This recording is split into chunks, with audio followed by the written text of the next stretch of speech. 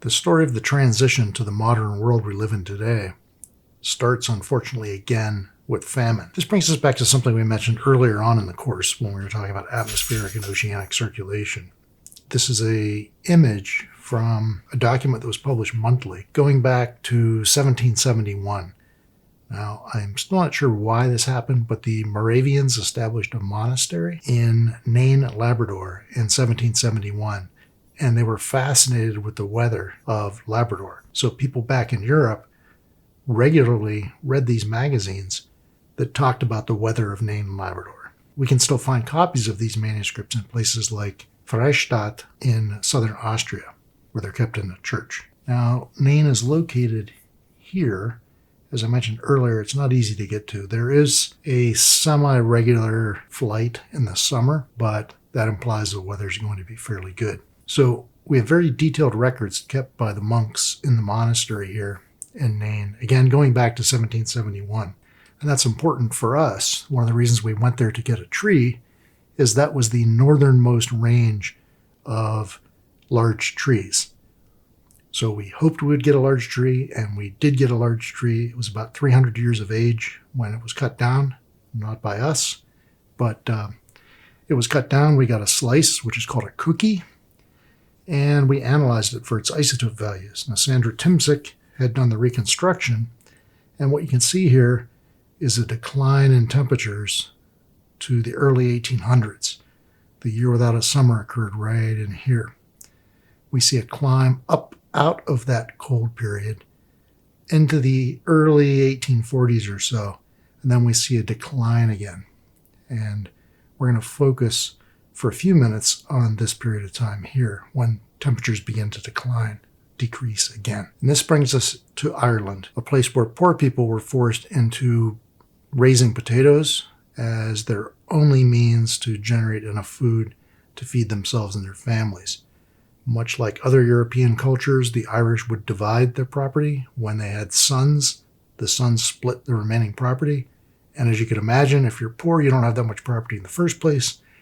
If you divide it up a couple times, it's no longer tenable. You can't maintain the health of your family. The future of your family is destroyed, essentially. This is the risk you take when going into a monoculture. Now, they really didn't have a choice, so they had to pay the price. And the result was famine when the potato crop failed, disease associated with the weakened people that are starving, and social breakdown. You stop caring about other people. You stop caring about your country. You stop caring about anything other than food, staying alive. And as a result, a dramatic uptick in riots. Here we have a starvation riot in Galway, people attacking a potato store. Here in Cork, which is located in the southwest of Ireland, with people fighting over Indian corn.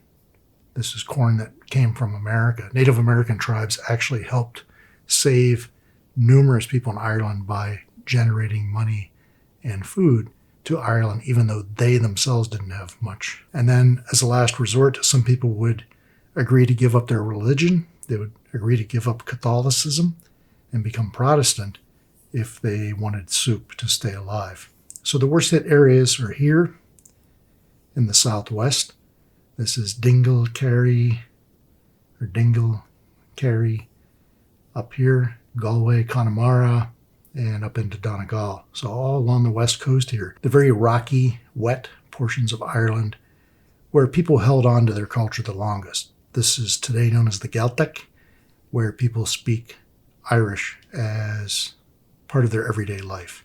And one of the more unpleasant turns that was taken were related to evictions. The people that owned property in Ireland were based loosely in England, at least tied to them, to the wealthy people in England, and their taxes were not cut during the famine.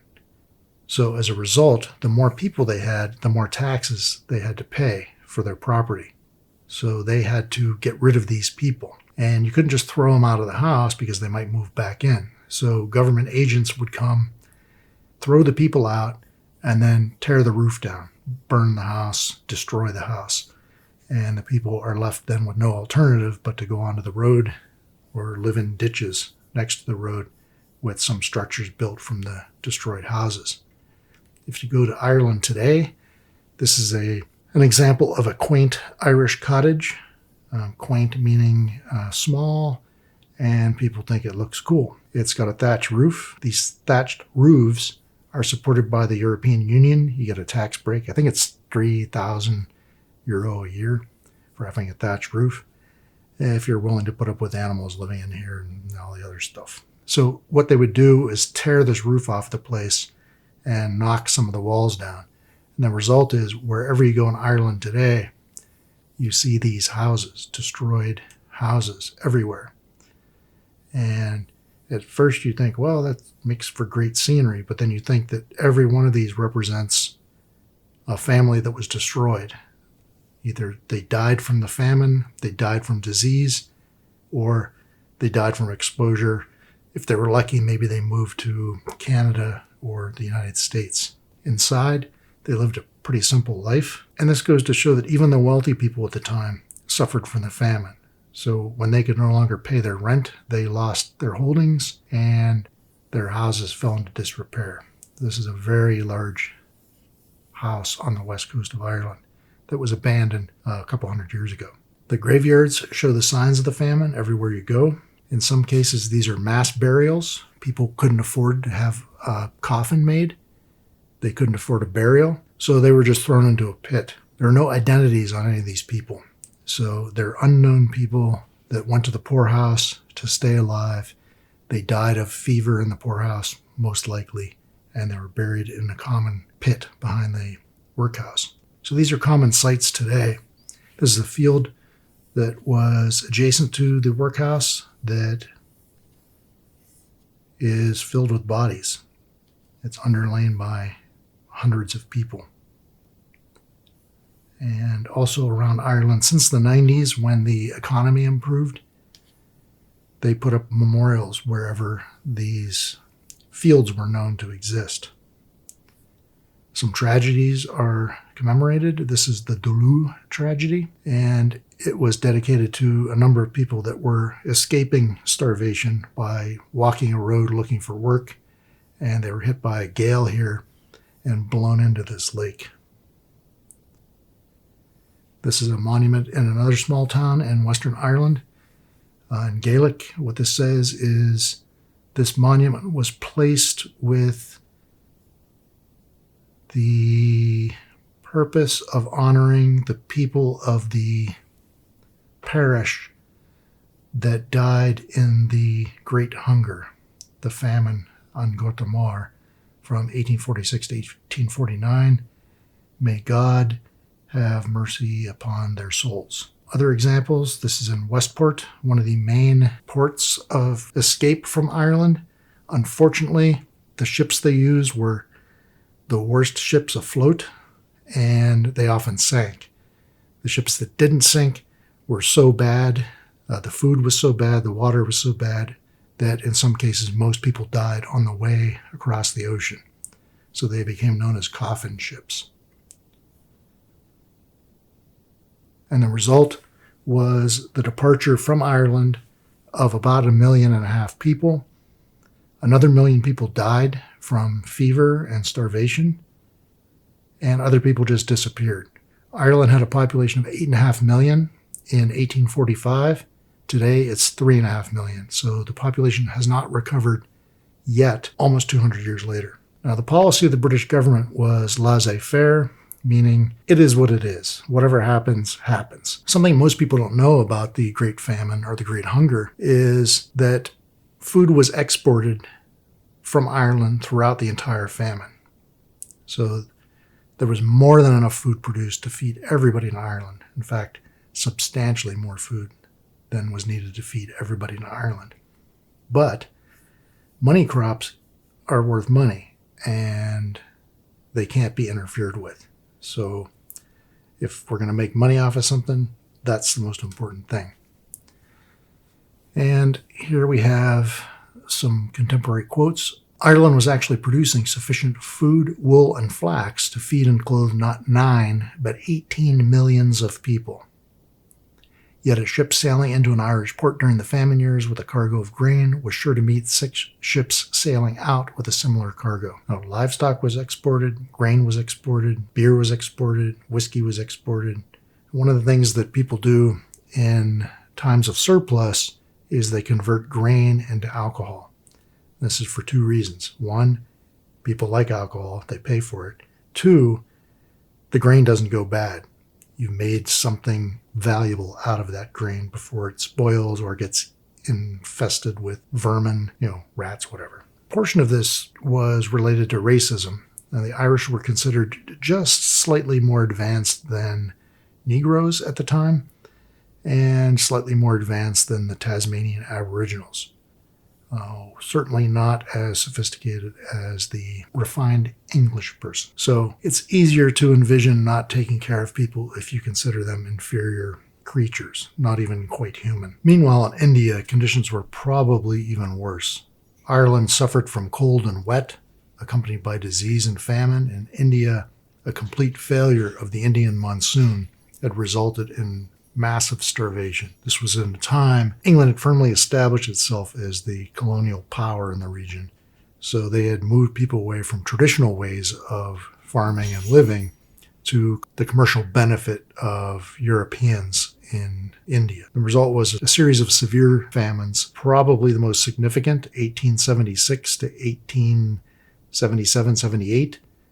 1896 to 1900. There were also severe famines in 1902, and I believe in 1905 and 1907 that are related to failures of the monsoon. Now, this was at a time, again, when Queen Victoria's people were basically running the world. This is a time when the sun never set on the British Empire, as they said, meaning they had colonies everywhere around the world. Here we have the brave Queen Victoria keeping famine away from the starving children that are starving because of her. You can see that the colonial system maintained itself throughout the famine in spite of the death of millions, literally tens of millions of people on the streets. There was no significant change in the behavior of the people in charge. Some estimated death tolls here. There's generally a high and a low, depending on the author. The generally agreed upon death toll for the 1876 to 79 famine is 8.2 million. In China, which we're not going to cover here, just for completeness, we can see that somewhere between 10 and 20 million or so Chinese died under British colonial rule at about the same time as this Indian famine. Subsequently, the 1896 to 1900 famine in India resulted in the death of close to 20 million people.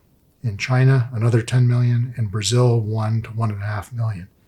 So if you put these together, just these couple colonies together, we have a death toll of somewhere between 32 million and 61 million under Queen Victoria's rule. This is fairly recently. This is the late 1800s to early 1900s. Again, disgustingly perhaps, horribly perhaps, the British continued to export grain from India during the famine. Much like the Irish potato famine a half a century earlier, they continued to export food in spite of 10 million people dying. So when we put all these together, the great series of famines, you have maybe 50 million deaths in India alone.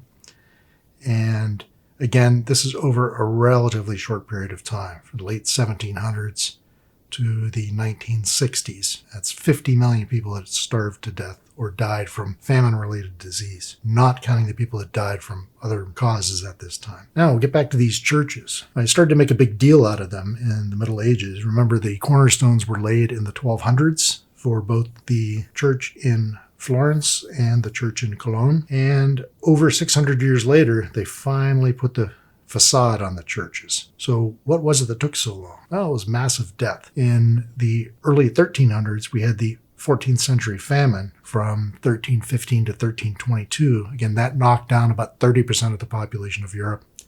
Followed 2 decades later by the Black Death, which we didn't cover in this course, which knocked down the population by another 30%.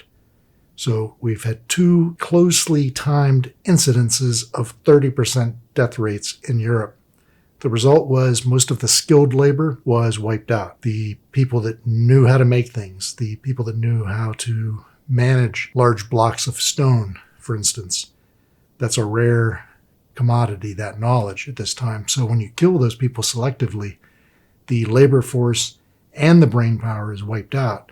And that's why it took over 600 years to build these churches. When we look at the 20th century as a whole, we see considerable warming of about 1.2 to 1.4 degrees, depending on how it's calculated. Warming began in the 1890s and continues to this day. There have been a couple interruptions. The early 1916 to 1920 was relatively wet, cool in Europe, followed by a warm period in the 20s, followed by cooling in the mid-40s through the 50s to the early 70s, when it was a bit cooler than today.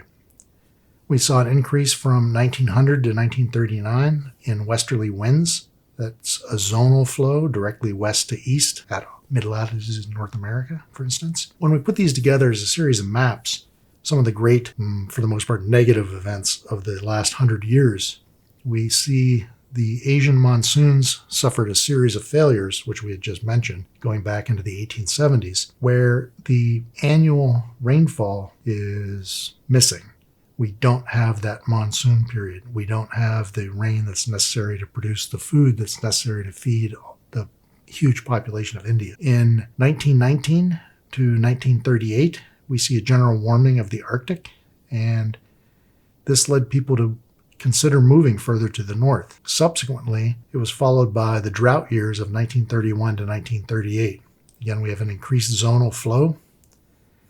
Winds are moving basically west to east. We also have a high pressure system stationary over the Great Plains of the US and the southern prairies of Canada. So this clockwise circulation around this high is going to bring dry air, warm dry air throughout this region, throughout the Midwestern US, throughout central Canada. This became known as the Dust Bowl in the United States and the Dirty 30s in the prairies, here in Saskatchewan, for instance. 1940 to 1942, we have a warm and weak polar vortex that is going to result in a high-pressure cell being stationed here over the North Atlantic, relatively dry conditions in Western Europe, Scandinavia, and cold conditions in Eastern Europe and the Caucasus. That turns out to be critical for the outcome of World War II. Now, World War I started in a dry, warm summer, and quickly Europe was plunged into wet for a number of years, which slowed the war down, drug it out, and resulted in the death of tens of millions of people more than had the weather been different. Same thing in World War II. The war breaks out. The Germans are marching for the Caucasus and Stalingrad. They're trying to take over the oil fields because Germany doesn't have any oil source, and the cold weather stalled them. The German army literally froze to death outside of Stalingrad. That's accompanied with a drought, 1939 to 1945 in Australia, and subsequent mid-latitude droughts from 1945 to 1954, which again affected the southern U.S.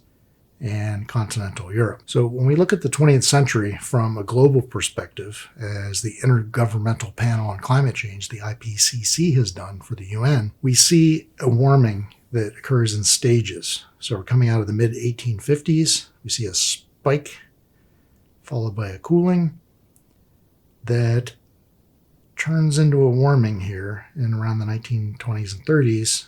We increase in temperature to the late 40s, and then we see a decrease and fairly low temperatures until the early 1970s. So we think we understand why this happened now, why we didn't just continue to increase in temperature, why we have this step here. When we look at global temperatures from this perspective, this is from a paper that came out just a few months ago, well, about a year ago, I guess. We see temperatures that range up to 2019, up to last year.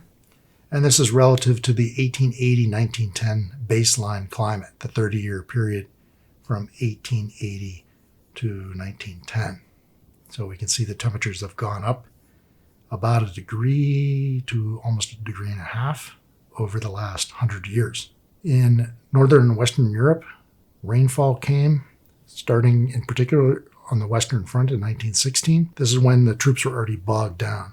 Now, when the war broke out in 1914, essentially everybody in Europe was related to everybody. That is, everyone in charge of a country was related to everyone else in charge of countries. They were all ultimately related to Queen Victoria, her descendants. So they figured 1914, let's expand our territory a little bit. So everyone thought it was going to be a quick, easy war. It would be fun. What's wrong with that? Well, when the war broke out, it wasn't fun. People got stuck in the mud, and they stayed in the mud for 4 years until eventually the U.S. got talked into joining, and a bunch of fresh soldiers came over from America, and things got wrapped up in a few months, about a year or so. So the spring of 1916 was much worse than usual. Rain fell for several weeks. As artillery shells are falling around France and Belgium, they're grinding up the forest soil. They're grinding up the farmland and turning all of this stuff into loose sediment mixed with water. You end up in this situation where everyone is up to their knees in mud or deeper. Vehicles are useless. Even horses and oxen were used at this time, generally getting stuck themselves. So all this leads to a slowdown in any kind of effort to defeat an enemy. In Canada, they practiced like this. So in Winnipeg, nice zigzag trenches were cut. People practice in. Toronto practiced on nice, dry, grassy fields. And when the Canadians got to Europe, they ran into this. So this is much more typical of the battlefield situation that they faced. So these pictures here are both of Canadian troops. This is Belgium, but I don't remember which particular army is here. This is Passchendaele. You've probably seen this image before. It's a famous Canadian battle. It took place in November of 1917, a year before the war ended. And you can see some tracks here, remnants of tracks. All that's left other than this tank here. So this was farmland field prior to the bombing here, the very intense bombing.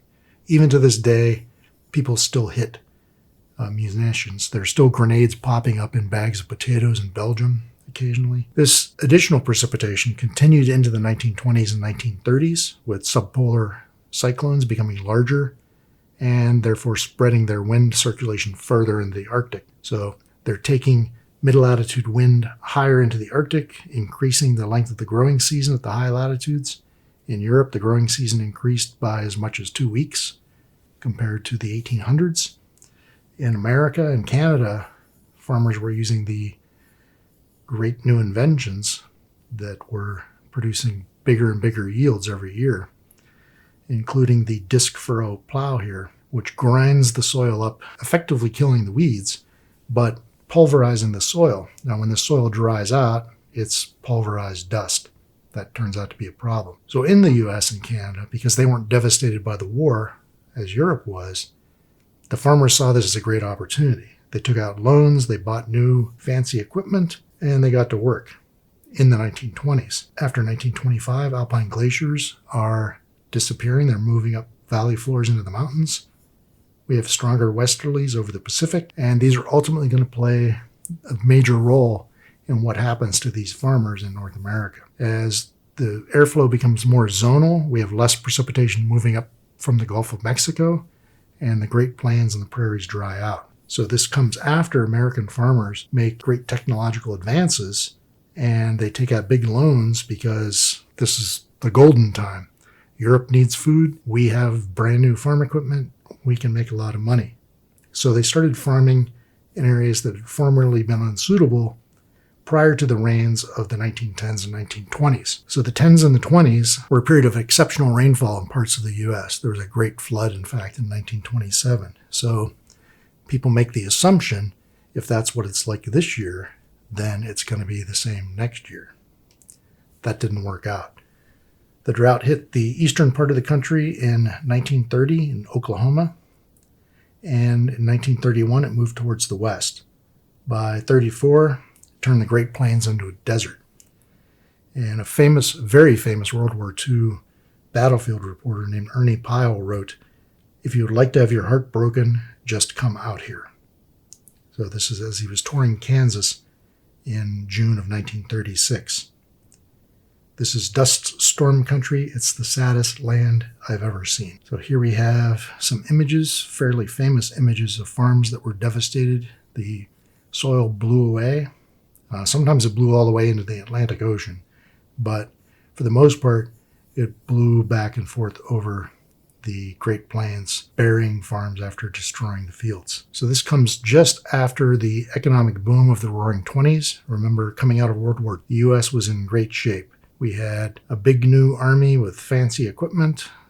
All these guys come back to America with money, and the Roaring '20s are on. Now, this didn't last long because women started listening to jazz and smoking, wearing short skirts, and even sometimes the wildest women would wear pants. So these were setting America up for disaster, this behavior. The average American was busy buying cars and appliances. Remember, Henry Ford had made great advances in assembly lines, so vehicles were cheaper. The stock market was booming. Everyone was throwing money into it. The purchases they made were basically bank loans, and so they threw a lot of money out there that they didn't have. It's like everyone being handed a $50,000 credit card. What could go wrong? Some people blame the fashion. Guys started wearing baggy pants. That was a big no-no. Women started wearing short skirts. And again, the most extreme would do things like wear a watch on their shoe. And it says, all she has to do to see what time it is bow down or hold her foot high in the air. Okay. Air temperatures around the world peaked in the early 1940s from their rise out of the 1890s. And locations in the Arctic like Iceland and Spitsbergen, which is now Svalbard, experienced more warming than Europe. And the area covered by ice pack decreased by 10 to 20%. So Arctic ice is shrinking. Snow levels are moving up slope. You can now visit Svalbard 7 months of the year rather than 3 months that you could visit before 1920 due to sea ice surrounding it. And the distribution and variability of rainfall alter over much of the world as well, as we saw in that diagram earlier about the droughts in India and Australia. In World War II, the weather changes at the same time as some of the battlefield campaigns. As I mentioned a few minutes ago, the winters of the early 1940s stalled Hitler's Operation Barbarossa, which was an attempt to conquer Russia. In this case, Barbarossa was to conquer the Caucasus to get the oil that was there, still there. And millions of them on both sides, millions of soldiers and civilians on both sides died during the siege of Stalingrad due to the cold that was exceptional even for Russia. So the first onslaught of Operation Barbarossa carried Germans to the outskirts of Moscow and Leningrad. And in the summer of 1942, Hitler set his sights on the oil of the Caucasus. And this would do two things. It would give Germany a more or less unlimited supply of oil, and it would cut Russia's oil off.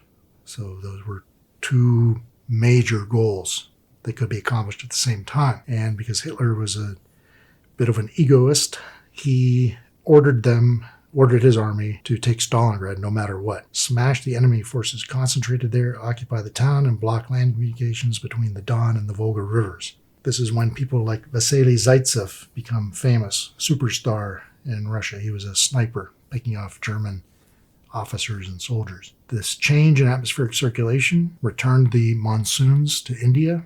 At least they became more reliable. And in fact, between 1925 and the 1960s, there were only 2 monsoon failures compared to the late 1800s, early 1900s, when tens of millions of people, maybe 50 million people altogether, died of famine. The warm and wet weather that followed led scientists and farmers to think about maybe moving further to the north. There's a lot of flat farmable land up there with long summers. If it's warmer, then we can make some money. And then it started to get cold again.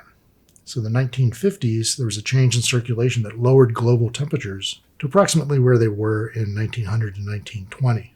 We have a series of severely cold winters, 1962 and 1963, the coldest in England since 1740. And it was cold again in 1965, 1966, 1968. In 1968 in particular, Iceland was completely surrounded by sea ice, cut off from trade with the rest of the world, essentially. In the 1970s, again, we have a change in atmospheric circulation. 72 and 73 were forced by El Nino. This is when the general public started to become aware of El Nino. People would mention it occasionally. No one knew what it was or what it meant, but it was mentioned. And this led to an increase in research on it until 1982 and 83, when we were hit by the big one, the big El Nino, that led people to say, what's El Nino? Why is it ruining my stock portfolio? Then between 1968 and 1973, we see a prolonged drought in the Sahel. This is the semi-arid to arid region around the Sahara, which is a hyper-arid area. This resulted in the death of 250,000 people and an unknown number of cows. By 1985, 1.2 million people had died in this region. And then, just as quickly as it started, the North Atlantic Oscillation switched on again to a high or a positive, and it was hot. Record heat toasted Northern Europe in 75 and 76. The weather extremes seemed more common around the world. So hurricanes, droughts, floods, famines all seemed to become more common.